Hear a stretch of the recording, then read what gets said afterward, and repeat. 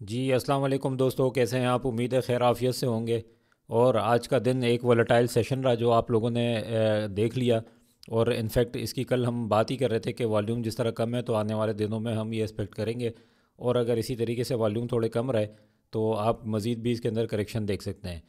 Market 1,17,500 के point को sustain किए हुए 467 पॉइंट का इजाफा किया और 398 मिलियन के वॉल्यूम लगा लिए। वॉल्यूम मार्केट में अभी भी थोड़े कम है। इन तीनों चीज़ों के ऊपर इनफैक्ट हम बात करेंगे चार्ट के ऊपर जाकर, ताकि आप लोगों को एक विजिबिलिटी आनी शुरू हो जाए कि गोइंग फारवर्ड क्या हो सकता है। दोस्तों, आगे जाने से पहले कुछ इंपॉर्टेंट चीज़ें हम आप लोगों को बता दें कि इस वीडियो की डिस्क्रिप्शन में आप देखेंगे हमने एक व्हाट्सएप ग्रुप का लिंक ऐड किया है अपने। वो उसमें आप लोग जाके ज्वाइन कर सकते हैं उसको।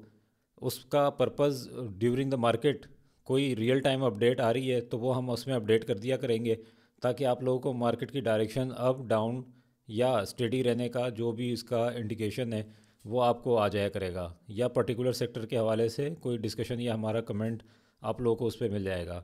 उससे ये होगा, आप लोगों को फ़ायदा होगा कि आप लोग अपनी पोजीशंस उस हवाले से देख सकते हैं। मैं यहाँ पे एक चीज़ आप लोगों को बता दूँ कि ये कोई बाय सेल का ग्रुप नहीं है, क्योंकि हमारी इन्वेस्टमेंट फ़िलासफ़ी बिल्कुल डिफरेंट है और इवन ट्रेडिंग फ़िलासफ़ी भी बहुत ज़्यादा डिफरेंट है।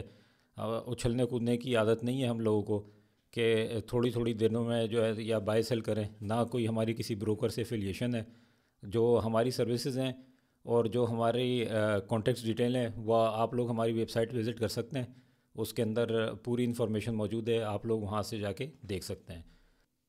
मार्केट के पाई चार्ट की बात करते हैं तो कमर्शियल बैंक्स में मिला जुला रुझान है। इसकी हम ऑलरेडी डिस्कशन कर चुके हैं। और फर्टिलाइज़र का अगर देखें तो कल हम आपने आप लोगों को इसका बता दिया था कि ईफर्ट किस तरह की परफॉर्मेंस देने वाला है और इसकी एक्सपेक्टेशन क्या है। तो आप लोग उसको उस वाली वीडियो को भी देख सकते हैं। इसका हम नेक्स्ट टारगेट भी अभी डिस्कस कर लेंगे। और ऑयल एंड गैस एक्सप्लोरेशन में अब हम समझते हैं थोड़ा से अब ट्रिगर जनरेट होने शुरू होंगे। आप लोगों को कुछ खबरें आनी शुरू हो जाएंगी जिसमें हो सकता है इसके अंदर आप लोगों को एक पिक नज़र आए जो कि सारी कंपनी से रिलेटेड हो सकता है। कोई पर्टिकुलर इसमें मैं हाईलाइट नहीं करना चाह रहा। सीमेंट्स की बात करें तो आज हमने अपने ग्रुप्स के अंदर भी अपडेट दे दी थी और ये हमने बता भी दिया था कि देखें इसकी सीजनल इम्पेक्ट है कि उसकी डिस्पैचेस बहुत कम हुई हैं। देखें, ये था सीजनल इम्पैक्ट। अगर आपने हमारी 2025 की वीडियो की देखी हो तो उसके अंदर हमने कहा था कि इसका ऑफ सीज़न चल रहा है। जब ये सीज़न वार्म सीज़न में जाएगा आप लोगों को इसकी ऑटोमेटिकली एक पिक नज़र आएगी और ये चल जाएगा। आप लोगों ने दो सेक्टर्स के ऊपर अब जो है फॉलोअप रखना है, वो है एक सीमेंट और एक ऑटो। ये दो सेक्टर्स जो है हम समझते हैं सिक्लिकल सेक्टर्स हैं और इनके ऊपर अभी पॉजिटिविटी आएगी। पावर एंड आईटी दोनों में प्रॉफिट टेकिंग हुई। उनका प्रॉफिट टेकिंग का हक बनता है, जिन्हों का बनता है उन्होंने की है, वो करनी भी चाहिए। एक हमारे एयरलिंक वाले भाई हैं, वो तो जब कोई स्टॉक ले लेते हैं तो बार बार हमसे पूछते ही रहते हैं। तो उनको मैं ये बता दूं कि जब आप लोग कोई स्टॉक बाय कर लेते हैं तो थोड़ा सा हाथ हौला भी रखा करें। ऐसा नहीं होता कि आप लोगों ने आज ख़रीदा है तो वहीं से उसको बढ़ना शुरू हो जाए। थोड़ा सा वो कंसोलिडेशन भी देता है, थोड़ा सा गिरता भी है, कभी कभार तंग भी करेगा, कभी कभार ऊपर भी आएगा, कभी नीचे भी आएगा। लेकिन एक रेंज जो आप लोगों को डिफ़ाइन की हुई है उसको पकड़ के रखा हुआ है।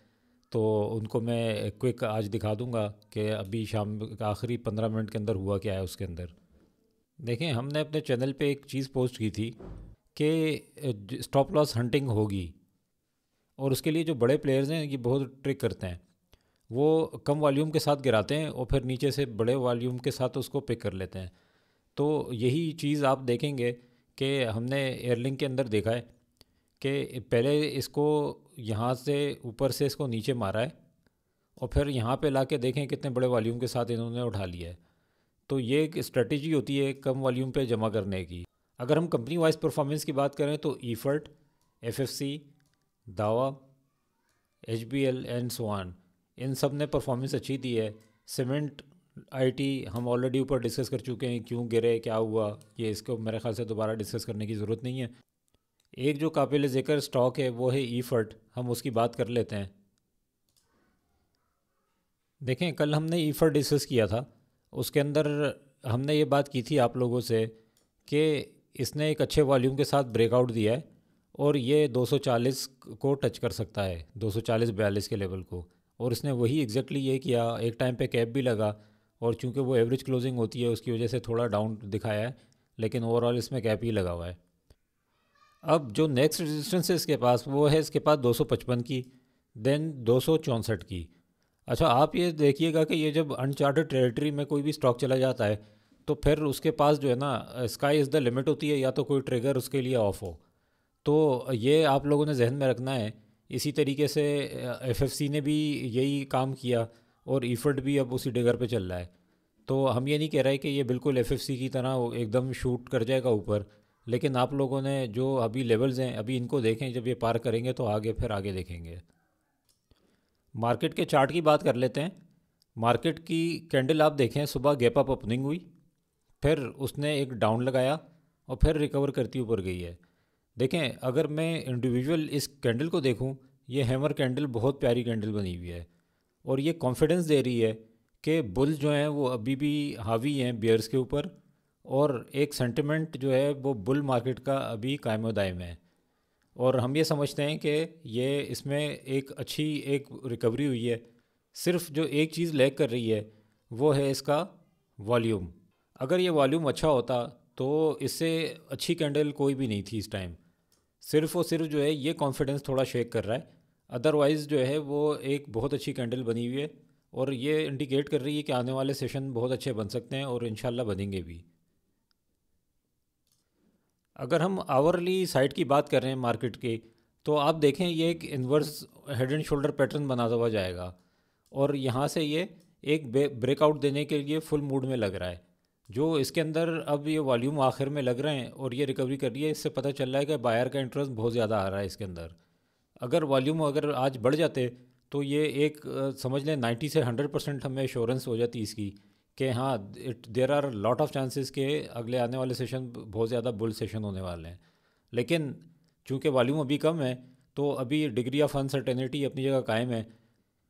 मैक्रो इकनॉमिक साइड पे अगर बात कर रहे हैं तो कोई ख़ास नेगेटिव न्यूज़ नहीं है, ये नॉर्मल सी बात है। इतने रिजर्व में फ्लक्चुएशन आना कोई इतना बड़ा कंसर्न नहीं है। सिर्फ जो कल हमने आप लोगों से जो ट्रेड डेफिसिट वाली बात की है उसको ज़रा अपने पास मार्क करके ज़रूर रखिएगा। और जो दूसरा जो वीकली इन्फ्लेशन अगर हम बात करें तो एसपीआई भी क्योंकि सीजनल वेरिएशन भी आती है, और ये एक बड़ा सेंसिटिव प्राइस इंडेक्स है। देखें कि एक दिन अंडे को यूरो रेट पे मिलते हैं तो दूसरे दिन किसी और चीज़ पे मिल होते हैं। सब्ज़ी एक दिन जाते हैं तो इतने की मिलती है, अगले दिन दूसरे की मिलती है। तो ये अप एंड डाउन आते रहते हैं, इसका कोई एज सच इतना मटेरियल इम्पैक्ट नहीं होता।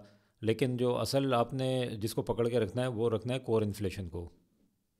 अच्छा, जैसा हमने आप लोगों से कहा कि हम एक इम्पॉर्टेंट डिस्कशन करने जा रहे हैं, जो आप लोगों को अगर मैं टैग लाइन बनाऊँ तो उसको ये कह सकते हैं कि हम स्टॉक मार्केट में रिस्क फ्री रिटर्न कैसे बना सकते हैं बग़ैर किसी रिस्क को लिए हुए। देखें, हमारे पास दो मार्केट्स हैं। एक हमारे पास ये रेगुलर मार्केट हो गई, और एक हमारे पास फ्यूचर मार्केट हो गई। अभी मैं क्या करने जा रहा हूँ, एक टाइमलाइन ड्रॉ करता हूँ यहाँ पर। ये देखें, फॉर एग्ज़ाम्पल ये एक टाइमलाइन मैंने ड्रॉ की। ये आपका बिगनिंग ऑफ द मंथ है, ये मैं हाइपोथेटिकल एग्जांपल दे रहा हूँ। और ये जो है फॉर एग्ज़ाम्पल 20th या 25th ऑफ द मंथ है। अब आप इस डेट पर खड़े हुए, आप लोगों ने इस डेट पे ये रेगुलर मार्केट के अंदर आपने साइमल्टेनियसली बाय और फ्यूचर में आपने सेल कर दी। इट मीन्स कि आप लोगों ने दोनों टेल्स पूरी कर दी हैं। अच्छा, एक बात जहन में रखिएगा कि यहाँ की प्राइस में और यहाँ की प्राइस में फ़र्क होता है। अगर यहाँ पे स्टॉक फॉर एग्ज़ाम्पल मैं कहता हूँ स्टॉक ए वो चल रहा है 20 रुपये का, तो यहाँ पे वो तकरीबन 21 रुपये, मैं एक हाइपोथेटिकल एग्जांपल दे रहा हूँ, 21 रुपये चल रहा होगा।